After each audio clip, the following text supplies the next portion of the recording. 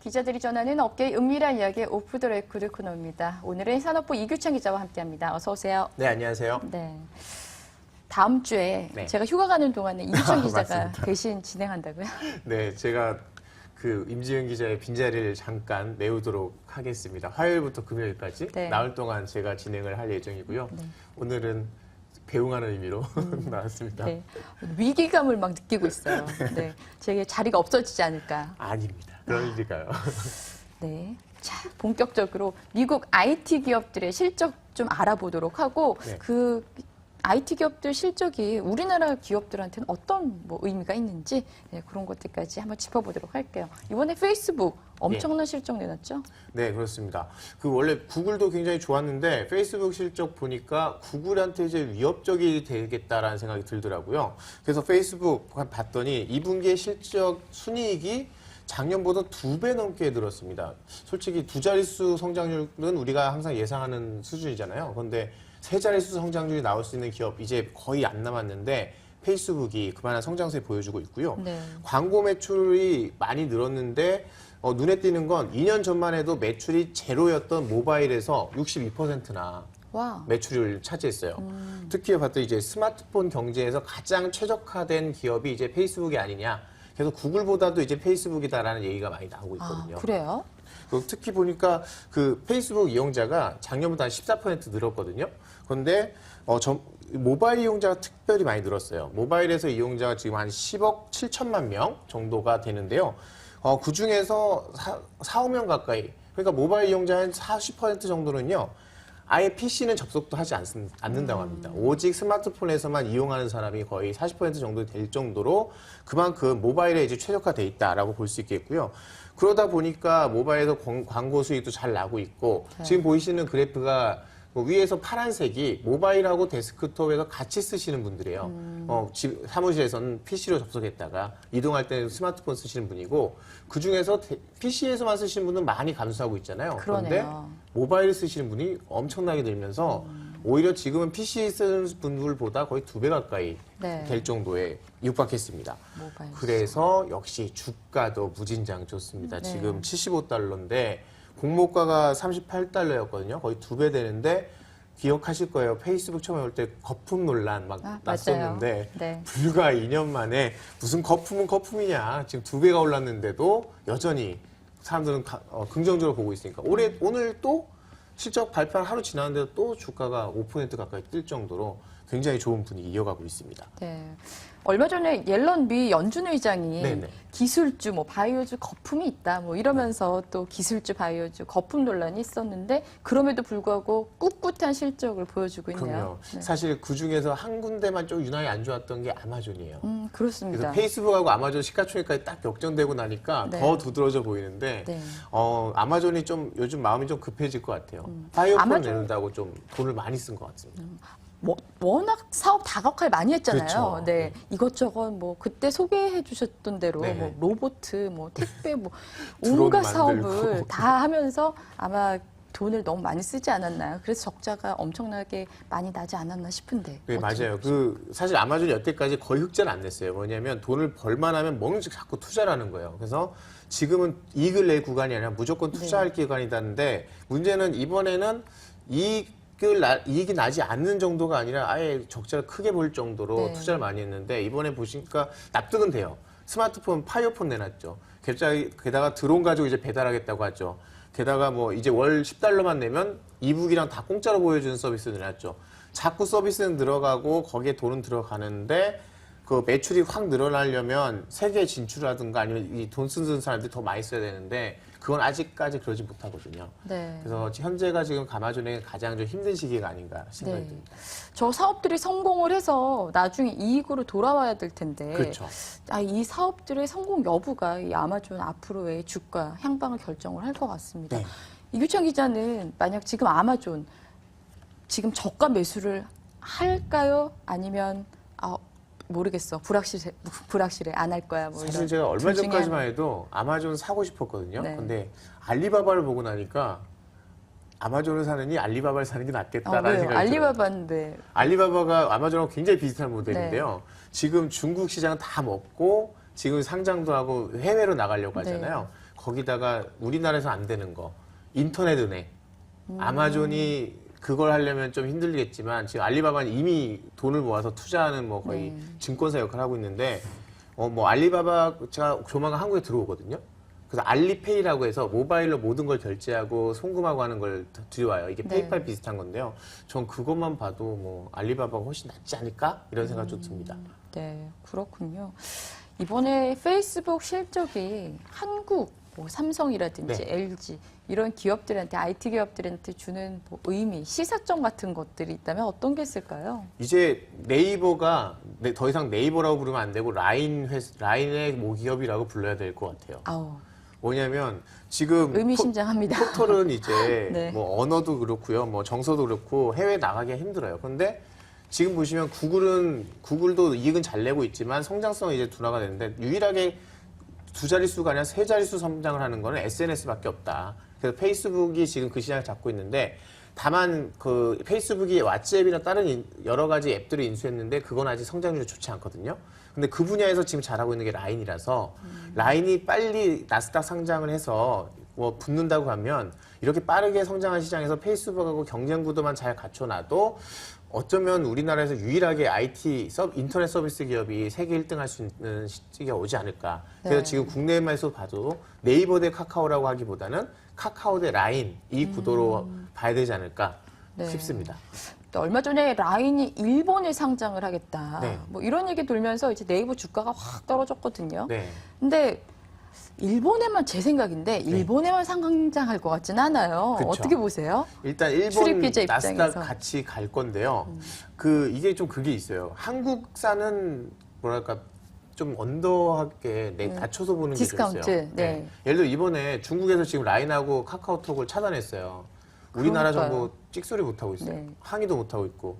그런데 나스닥에 상장된 회사고 일본 자스닥에 상장된 회사면 일본하고 미국이라는 든든한 나라의 백이 있어서 네. 다른 나라 가서도 사업하기 되게 좋을 건데 네. 한국에 있는 인터넷 기업이다 보니까 국내 규제 받죠. 해외 가면 어디 좀 힘도 못 쓰죠. 그래서 어떻게 보면은 실질적으로 100% 한국 자본이지만 그래도 추신수 선수처럼 왼쪽에 태극기 달고 오른쪽에 일장기 달고 네. 그리고 이제 여기다가 또 미국 국기 달고 전 세계를 누빌 수 있지 않을까. 네. 그런 생각도 좀 해봅니다. 네. 그렇다면은 라인이 빨리 서둘러서 뭐 일본 상장뿐만 아니라 북미에도 빨리 나스닥에도 그렇죠. 상장을 해야겠네요. 그럼요. 그러면 진짜 글로벌 기업이 되는 거죠. 그렇군요.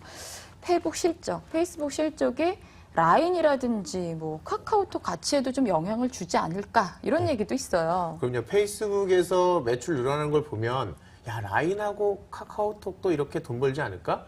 실제로 카카오가 요즘에 그 준비하고 있는 서비스 봤더니요. 그 페이스북이 요즘 돈 벌고 있는 거랑 비슷한 서비스를 내놔요. 중소기업들이 팬을 많이 늘려서 광고 수익 얻듯이 그 카카오도 그런 서비스 내놓는다고 하니까 아마 다음 합병하고 나면 실적에 많이 반영되지 않을까 예상하고 있습니다. 그렇군요. 저는 근데 카카오톡 요즘 보면 굉장히 뭐가 많이 늘었잖아요. 그쵸. 네, 뭐 서비스가 많이 늘었는데 잘 안 보게 되더라고요. 맞아요. 네, 그냥 본 기능에만 충실하게 돼서 사실- 과연 이것들이 수익성과 연결이 될까? 만약 모든 그 유저들이 사용자들이 저 같은 성향을 가졌다면 카카오톡의 미래가 사실 조금 불확실하다는 생각이 듭니다. 그러니까 사실 본원적인 기능하고는 많이 떨어지게 되잖아요. 사실 다음 달 되면 다음 달이 아니군요. 9월이 되면 카카오 뉴스도 나오거든요. 네. 카카오 뉴스에서 우리를 볼 수 있게 되는 날이 오지 않을까 기대해 보는데 반면에 또 이거 그냥 카카오톡은 그냥 메신저만 주고받았으면 좋겠어라는 분들은 자꾸 그런 게 추가되는 게 싫으실 네. 수도 있을 것 같아요. 네, 그렇습니다. 우리 이제 애플 실적으로 넘어가 볼게요. 네. 애플도 뭐 사상 2분기 매출액으로는 아마 세상 최대의 매출을 냈다고 하는데 네. 이게 어떻게 된 일입니까? 아니 애플 안 좋다고 하더니 도대체 뭔 네. 일이냐라고 생각하시잖아요. 무려 12.7%나 아이폰 판매가 늘었어요. 네. 3,520만 대 팔았는데 그러나 여기에 대해서 예상치는 또 너무 높았어요. 그래서 예상치는 3,590만 대 조금 못 미쳤는데 그 예상치라는 건 시장의 예상치인가요? 아니면 당사의 예상치인가요? 증권가들의 예상치죠. 그러니까 애플 잘 나갈 거야라고 해서 좀 약간 좀 높여놓은 경우가 있는 것 같아요. 네. 약간. 그런데 실제로 내용을 따져보면 저는 이게 삼성전자랑 비교돼서 네. 시장 전망치보다는 두 자릿수 성장을 했는데 삼성전자는 이 기간 동안에 스마트폰 실적이 안 좋아졌거든요. 네. 특히 특히 봤더니 브릭스 지역, 중국, 브라질, 러시아 이런 데서 급성장했는데 55%나 판매가 늘었습니다. 네. 특히 중국에서 48% 성장했거든요. 그런데 이 기간 동안 삼성전자가 중국에서 예상보다 선전을 못했어요.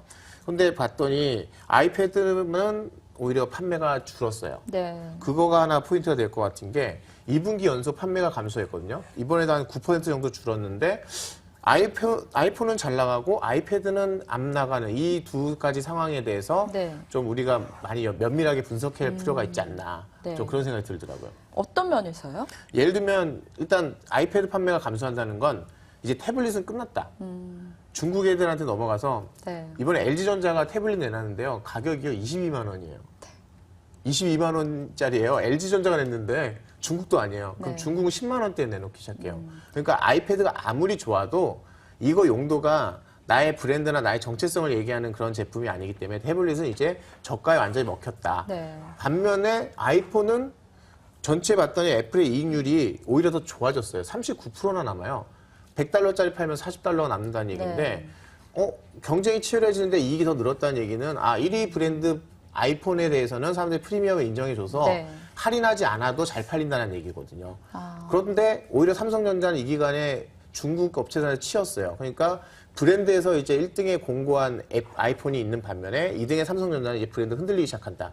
특히 LG전자가 많이 추격하면서 후발주자와는 브랜드의 어떤 차별성이 떨어지는 크게 나지 않는 반면에 아이폰의 브랜드 가치는 유지되고 있으니까 하반기에 5.5인치, 4.7인치 대화면 아이폰이 나온다면 그러면 삼성전자한테는 더 큰 위기가 되지 않을까라는 네. 예상도 할 수 있을 것 같습니다.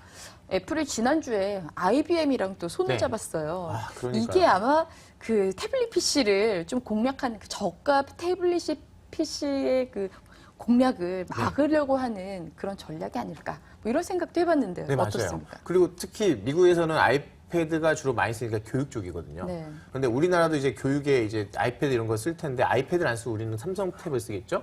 그런데 그걸 IBM하고 같이 결합을 하면 거의 업무용으로 해서 IBM이 거의 우리 그 B2B 시장을 다 장악하고 있다고 보시면 되는데 IBM과 같이 연동되는 애플의 아이패드 이건 업무용으로 MS를 빼고도 충분히 돌아간다는 거죠. 네. 우리나라에서 만약 태블릿으로 업무를 본다면 마이크로소프트의 윈도우 안 깔리면 힘들잖아요.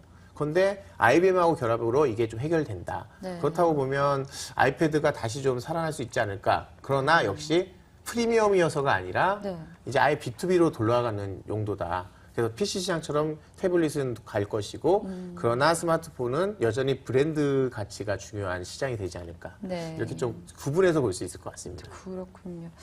애플 얼마 전에 보니까 보통 주당 0.47달러의 배당을 결정을 했어요. 네네. 이걸 보면서 조금 삼성전자와는 다른 흐름이 아닌가?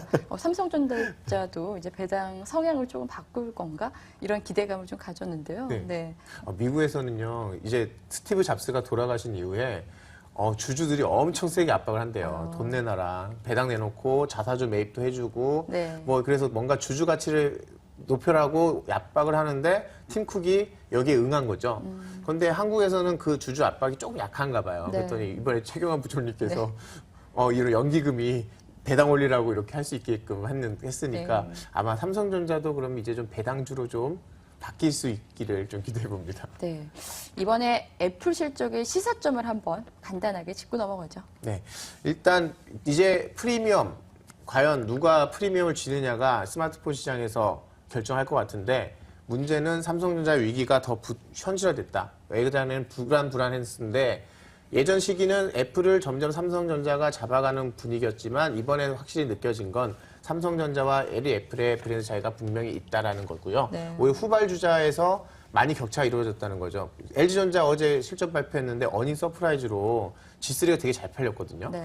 G3와 S5가 브랜드 가치가 아니라 성능에서 이제 비슷해졌는데 네. 사람들이 성능은 비슷하지만 그래도 나는 브랜드 때문에 삼성을 살 거야라는 이 인식이 많이 흐려졌다는 거죠. 네. 그런 면에서 이제 앞으로 삼성이 고민해야 될 건 브랜드 가치가 아닌가라는 네. 생각을 해봅니다. 알겠습니다. 이규청 기자 오늘 재밌는 얘기 잘 들었습니다. 네, 고맙습니다. 감사합니다. 네.